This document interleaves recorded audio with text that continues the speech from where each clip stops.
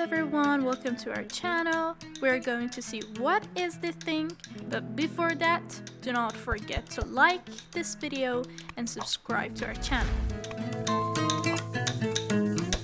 To see what's inside of this, we have to cut it very carefully, so the things inside of it do not get damaged.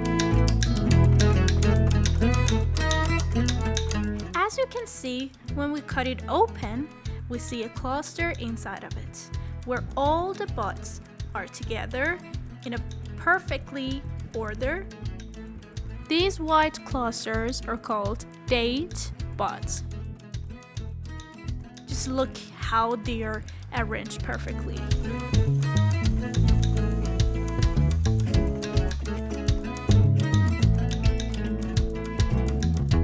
We can cut the entire cover of the buds and take them out.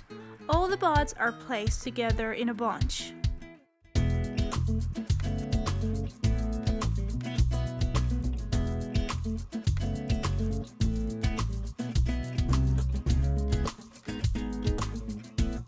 They are going to turn into dates in the hot season. Thank you for watching this video. Hope you really enjoyed it. And to support us, please share this video with your friends.